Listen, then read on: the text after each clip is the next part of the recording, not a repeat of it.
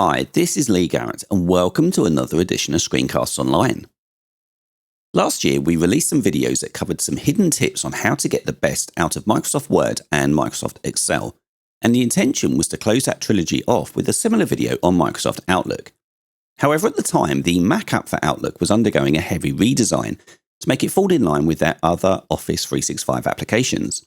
There were lots of changes to the interface and the functionality, so we held off. Now that the new version of Outlook has been released, we're ready to go. However, rather than a top tips style video, I think the redesign is so different that we need to have more of a deep dive on what Outlook can do. And there is a lot, so let's get to it. First of all, of course, we need to look at how to download it and what it costs. So to use Outlook for Mac, you're going to need to have a Microsoft 365 subscription. Whilst you can install it without one, as we will see, to leverage the functionality that it can offer, the subscription is needed. So as the pricing does change frequently, it's worth spending just a couple of minutes looking at what is on offer right now in March 2022 as I record. So first we need to find a package that suits. Are you primarily a home or business user?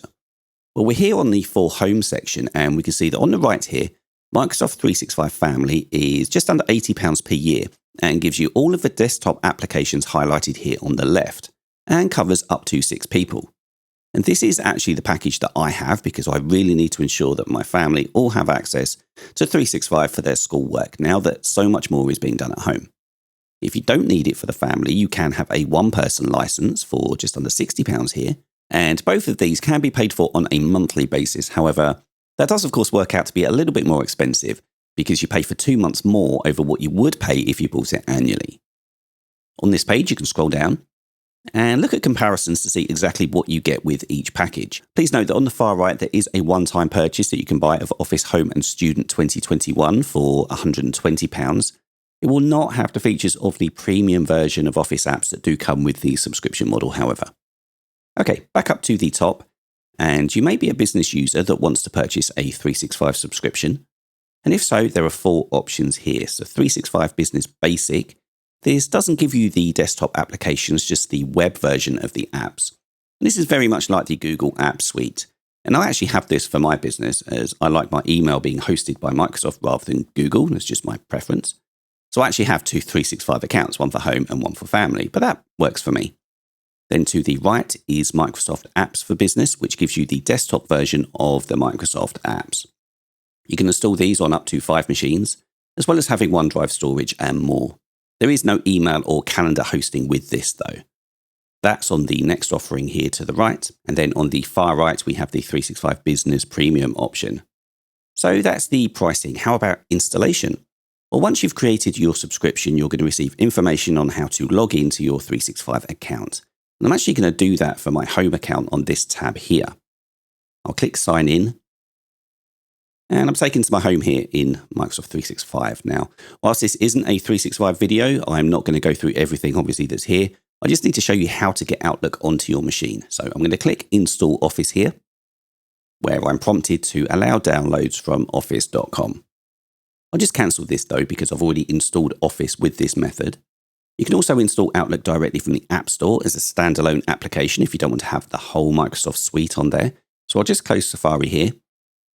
Well, I've got the App Store running and we can see that Outlook is here. Of course, there is in-app purchases available for it because you're going to need them to be able to use it. The only real advantage to installing this version is the ability to install Outlook on its own.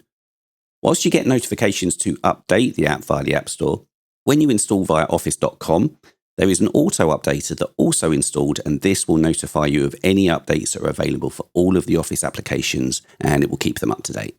So I do recommend that you use that version. But I'm just making you aware that this App Store version is indeed here. You can see also here that Outlook is part of a larger App Store bundle, which has 6 apps, of course, within it, and you can install this here as well. Okay, I'm just going to pause now. I'm just going to validate that it's installed correctly, ready to run for the first time. That's just a quick preview of one of this week's Apple-related tutorials from Screencasts Online. Screencasts Online is your premium source of Apple-related video tutorials. All of our members get access to brand new, up-to-date tutorials each week, as well as unlimited access to our entire video archive full of Mac and iOS-related tutorials.